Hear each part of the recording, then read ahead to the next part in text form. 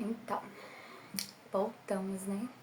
Dei uma sumida aí na minha gravação dos vídeos, nas minhas postagens aqui no canal. Passando para desejar uma ótima noite para quem estiver vendo à noite, um ótimo dia para quem estiver vendo de dia. Bom, esse vídeo é para dar continuidade, na verdade, ao que eu já havia relatado sobre o meu diagnóstico, sobre como eu me via no momento, como que estava a minha relação com Deus. E hoje eu retorno aqui para falar de uma experiência, né, que eu tive muito intensa com Deus, que é o Criador do Universo. E essa experiência, ela não foi premeditada, ela não foi buscada, na verdade, né? Ela não foi. Eu tava vivendo um momento, assim, de muita depressão, vontade realmente de desistir da vida, porque tudo pra mim tinha perdido sentido. A depressão, infelizmente, ela é uma doença que afeta muito a nossa alma, nosso espírito, e ela nos tira muito a alegria, né? E foi o que aconteceu comigo. Então eu tava assim, pra que viver? Eu não consigo ver sentido em mais nada. E a minha mãe, vendo aquilo tudo, vendo todo aquele sofrimento meu, eu não estava feliz no meu relacionamento, eu não estava feliz no meu trabalho, eu não estava feliz em lugar nenhum, né? E eu estava, assim, muito perdida em relação ao segmento religioso que eu deveria seguir, porque eu olhava para um lado e eu pensava, não, esse negócio aqui eu não concordo. Aí eu olhava para o outro, esse aqui também eu não concordo. E eu fui me perdendo no meio daquilo tudo. E a minha vida espiritual foi ficando muito prejudicada porque eu fui me desconectando com Deus. Até que em junho eu tive uma crise de ansiedade terrível, terrível. Eu acordei em pânico, um nó na garganta, uma vontade imensa de chorar, chorar, chorar e chorar. Eu só pensava em morte. E eu pensava, se eu morrer, essa dor que tá aqui, ela vai acabar. E aquilo foi me dando um desespero, porque se eu morresse, eu ia deixar 2 filhos para trás, quem ia cuidar deles. E a crise de ansiedade é assim, você começa a querer viver e premeditar o que vai acontecer, e, enfim, passei muito mal. E a minha mãe, que já havia me convidado para fazer um retiro espiritual, eu não dei muito crédito, mas dessa vez eu falei com ela, não, tudo bem, eu vou fazer. E eu preenchi a ficha né, junho, julho, agosto, setembro, eu fui para esse retiro. Eu estava com vontade de ir? Não, eu não estava. Ao contrário, eu falava assim, eu vou porque minha mãe me forçou e tá me obrigando, mas eu não queria estar lá. Até por causa do segmento religioso que eu estava no momento até então, né? Eu defendia o meio evangélico com todas as minhas forças e armas, e lá o retiro era justamente católico. Mas Deus sabe todas as coisas e Deus sabe o porquê que Ele me levou para aquele lugar. E eu cheguei lá totalmente desmotivada, eu olhava para as pessoas felizes e eu com aquele nó na garganta, eu não conseguia sorrir, eu não conseguia estar feliz para nada, eu não conseguia estar presente para nada. Eu achava aquilo tudo assim, uma perca de tempo. E ali passou sexta-feira, o sábado, o decorrer do sábado também, eu ali muito fechada dentro de mim mesma. Só que em determinado momento do encontro, né, eu comecei a pensar o seguinte, já que eu estou aqui, eu preciso absorver alguma coisa deste encontro. E naquele momento que eu tomei essa decisão, o Senhor começou a ministrar ao meu coração algumas coisas. O porquê eu tinha ido para lá. O que estava me ocasionando tanto sofrimento, que era a depressão.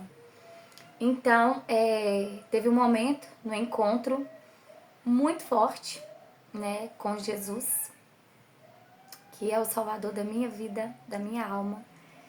E no momento com ele, né, dentro ali do dogma da igreja, dentro do que é tudo muito sagrado, é tudo muito reverenciado, é tudo muito bonito, né? Tudo muito bonito. aquela reverência, aquela devoção, aquela ordem, aquela decência, aquilo tudo ali foi me trazendo um encanto que há muito tempo eu não sentia em lugar nenhum. E aí eu falei assim, nossa, tem alguma coisa acontecendo. Então, no momento da adoração ao Santíssimo, que é o próprio Cristo ali, eu falei assim, eu vou me permitir falar com Cristo aquilo que está me machucando tanto. Então eu me cheguei diante do Santíssimo, né? Diante ali do extensório, onde ele estava, e fica colocado em cima de uma toalhinha branca. E eu me ajoelhei e eu segurei naquela toalhinha branca e eu falei, Jesus, o Senhor curou uma mulher que há 12 anos sofria com um fluxo de sangue. Aquela mulher havia gasto tudo com os médicos, ela não tinha mais nada. Ela só tinha a fé que ela depositou no Senhor. E no meio daquela multidão, onde o Senhor ali passava, ela disse, se eu conseguir tocar apenas na orla, eu sei que serei curada. E naquele momento eu fiz essa oração para Jesus. Senhor, eu sei que o Senhor está aqui, eu posso te sentir, a tua presença é real neste lugar. Se eu apenas tocar aqui, nesse pano que não é a tua roupa, não é a tua veste, mas o Senhor está aqui. Isso aqui é só um símbolo. Mas eu creio que o Senhor pode me curar dessa depressão. E me devolver o amor pela vida. E me devolver a felicidade, o brilho no olhar, a alegria. E foi essa a minha oração. E aí, terminado aquele momento, algo já estava diferente dentro de mim. Eu senti a necessidade de tomar uma decisão e seguir por algum lugar, pelo lugar que me trouxesse paz e leveza. Eu não queria mais ficar naquela indecisão, para onde eu vou. Bom seria que não houvesse religião. A verdade toda que eu digo é essa. Mas existe a religião porque o ser humano ele se perde com muita facilidade. Então a religião é para te dar um segmento, né? É para te religar a Deus. Mas não que a gente viva a religião é que vai nos aproximar de Deus. Tem pessoas religiosas que são mais distantes de Deus do que aquelas que não vivem a religião ali, mas que são pessoas que têm uma intimidade com Deus muito grande. Mas eu queria naquele momento ter um segmento, ter um foco, um caminho a seguir. Então no domingo algo já tinha mudado dentro de mim e as experiências continuaram, né? Eu tive meu momento ali que eu quis confessar e eu quis voltar a comungar para mim ter essa experiência novamente com o corpo de Cristo, que é oferecido na Santa Eucaristia. E desde aquele momento que eu tomei essa decisão, a minha vida mudou por completo. Por completo. Então hoje eu estou aqui para falar o seguinte, não é sobre religião e não é sobre ritos ou sobre qualquer coisa do tipo. Eu estou aqui para falar de Cristo e da experiência que eu tive com Ele, na presença da Eucaristia. Uns acreditam, outros não, e aqui é onde entra o respeito, onde entra a gente aceitar o que o outro acredita ou não acredita, e não cabe a nós julgar. Eu cresci em berço católico, então eu sempre tive experiências com a comunhão, com a Sagrada Eucaristia ali. Eu sempre tive aquilo ali como sagrado mesmo. Só que quando eu fui pro meio evangélico, eu me desvinculei disso, porque lá é outra realidade. Só que naquele momento em que eu comunguei, eu fui banhada de lágrimas. Totalmente, totalmente. E à medida que aquela hóstia ali consagrada, que se torna o corpo de Cristo para nós, que acreditamos, ele foi falando comigo, ele foi ministrando o meu coração e ele foi dizendo, filha, seja bem-vinda, esse é o seu lugar.